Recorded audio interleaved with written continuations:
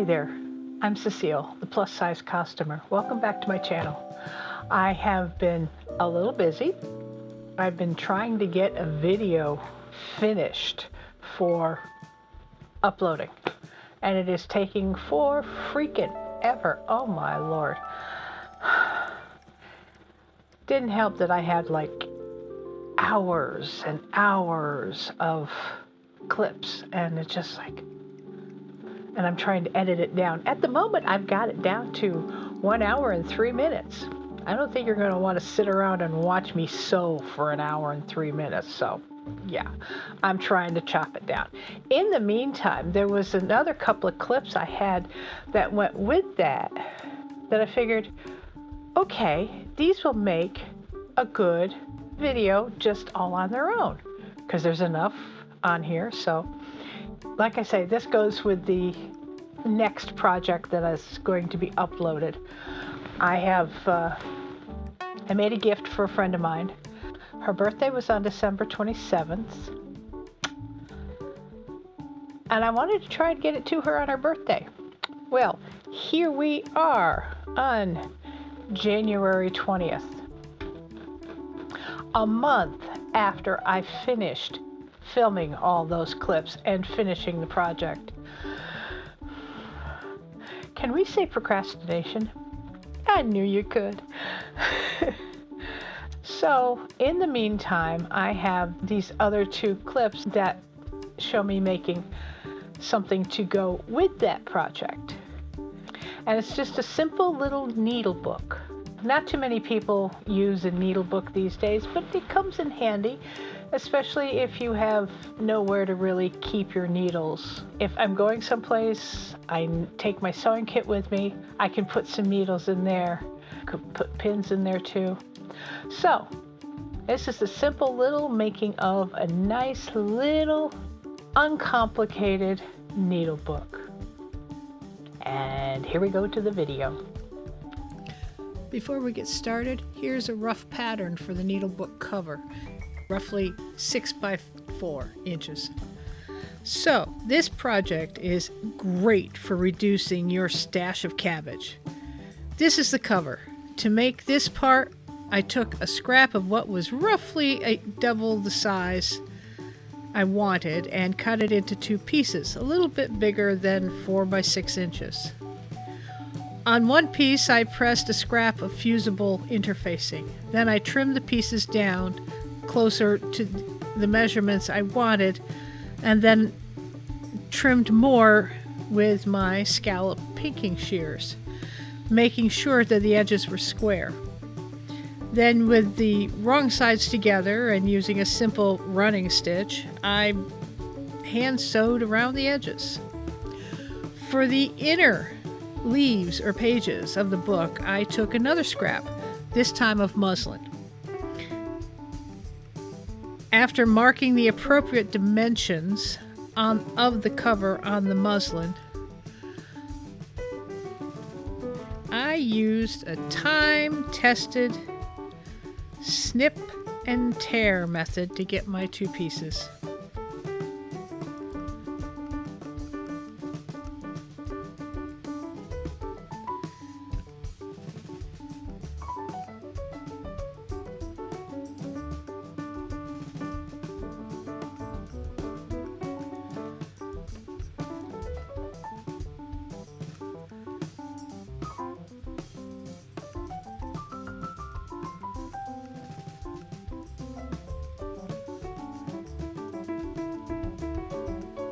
There was a lot of snip and rip to get both of these to the right size.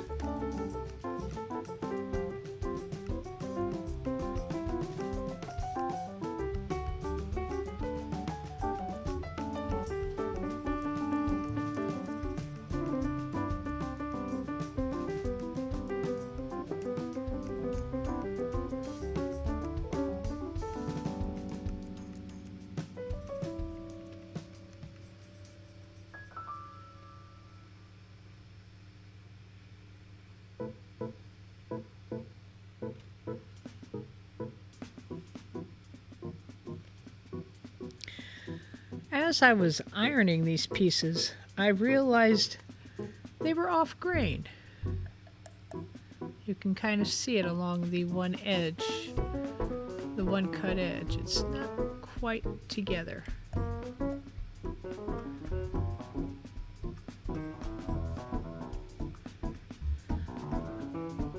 I tried to pull across the bias, but it didn't work as well as I hoped.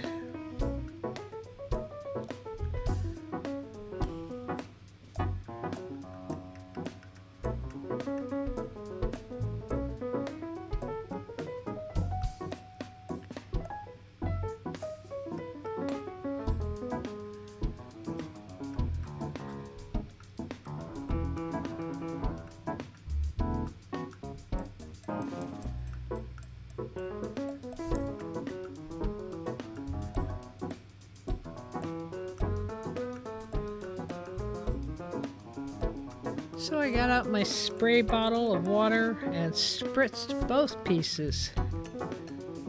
Water helps the fibers to spring back to their normal selves. Now, when ironing the pieces of muslin, they will fold and press evenly.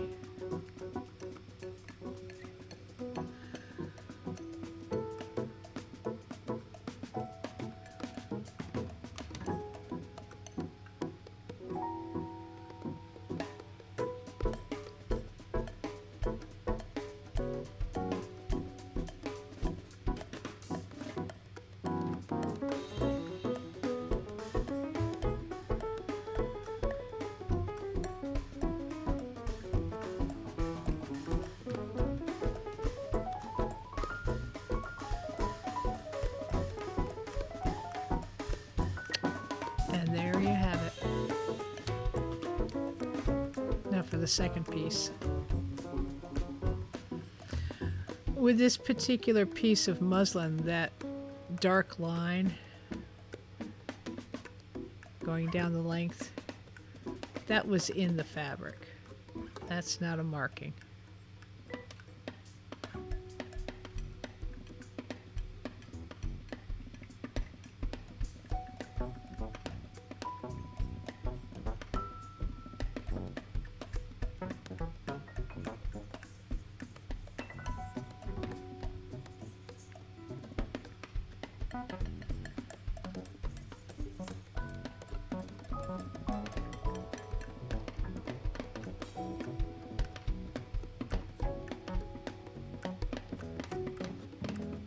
And voila!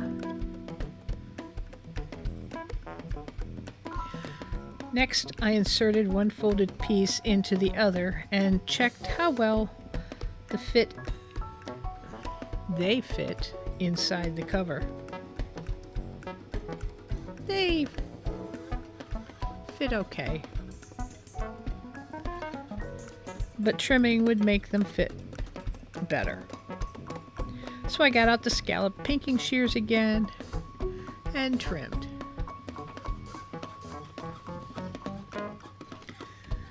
Trimming the side was okay because of the fold. It helped keep the pages from moving too much.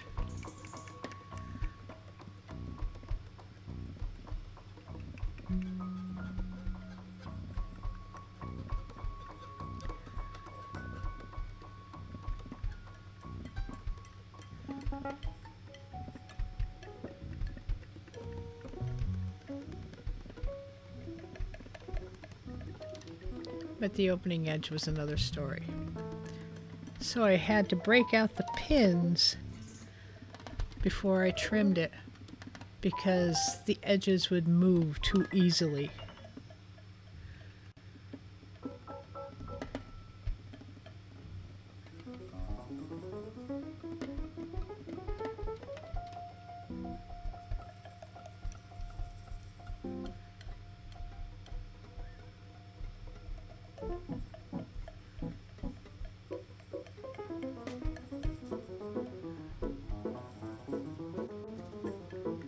And there you have it. Now, to stitch it down. in trying to figure out how to do it, I decided to go with a bookbinder stitch, which is basically stab, pull through one side, stab, pull through the other side, and so on all the way down. When you get to the end, you turn around and fill in the gaps.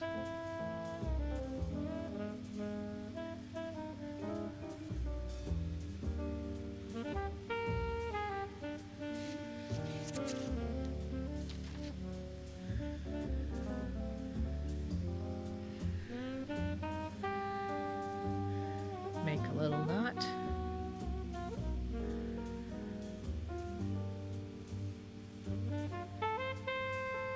And we're done.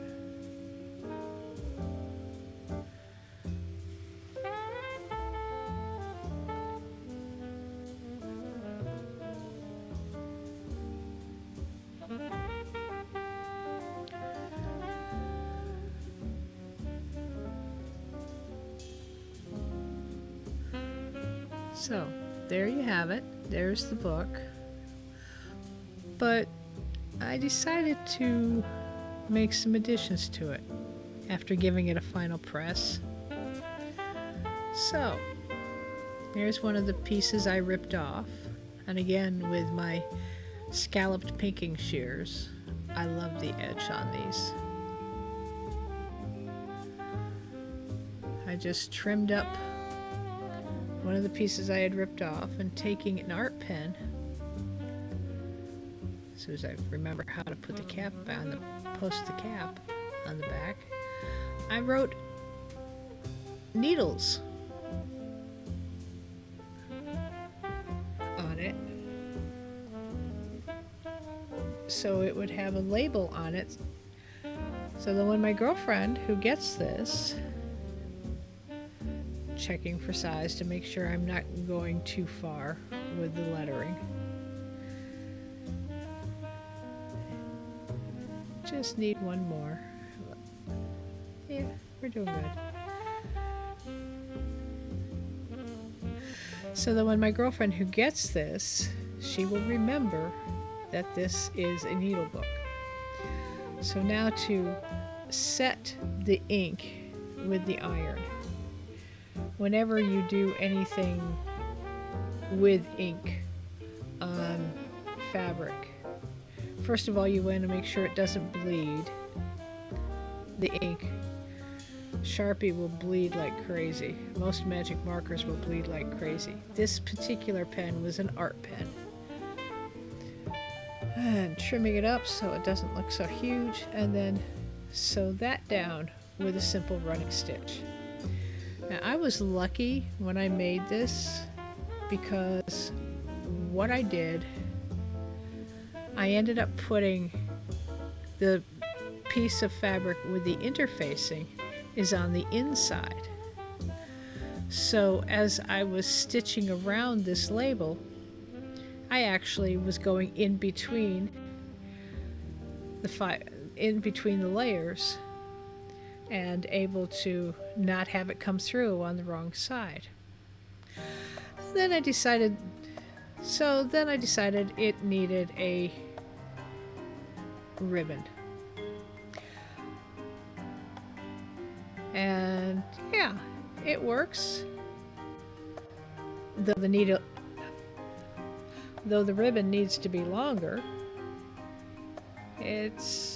you'll see when I get towards the end here. So how to stitch it on. So again, with the bookbinder stitch, stab through to one side, pull it through, stab through to the other side, and pull it through.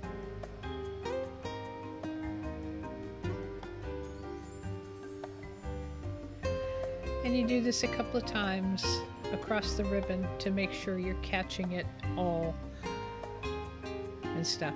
You don't want to do like a running stitch when you're doing the bookbinders, because the running stitch will have depending on how you do it, the stitches won't be uneven from side to side. On the front, as you're looking at it, it will look one length, and then on the back it'll be a different length. So that was simple. Tie it up. And this is why I think I need to put a longer ribbon on it, because it's too hard to try and make a little bow. The ends are too short. And there you have it. A nice little needle book in which you can put all your needles. Unfortunately, I don't have too many needles to spare, and I'm only going to be giving her 2. But there's 4 pages in here. 1, 2, 3, 4. As you saw me make, yes. And just a nice little ribbon tie. And the reason I went with green, because green is her favorite color. So this will be going off. Like I said, her birthday was December 27th. I had hoped to have it to her before New Year's. Maybe she'll get it by Valentine's Day. Or before this video comes out. Or not this video, the next video comes out. Because I think she would like it. Trying to tie a bow. So, with that said, nice little needle book. Just holds however many needles you have. It's nice and thin. Tie it with ribbon. You can even end up folding it up if she wants to. I'll make sure I'll put the dimensions, because I realized in looking at the footage that I did not include any dimensions, and I just kind of did it by eye. So anyway, so there you go. And if you like this video, please click the thumbs up button. And if you are not a subscriber, please click the subscription button. Please click the subscribe button. And if you want to be notified whenever I upload a video, which, given my track record, is not that often, so you may need the notification bell so that it's like, oh, she's dropped another video. Good, we can go watch it. And and if you are so desired, I do have a Patreon and a Ko-fi account. Patreon, you can become a patron. It's starting at as little as, I think the lowest level is $3. Is it $5? But go and check it out. I have several levels. And if you want to just leave me a tip on Ko-fi, just go there. And all the links are down in the description. So, I hope to see you in my next video. And have a wonderful day. Ta-ta for now.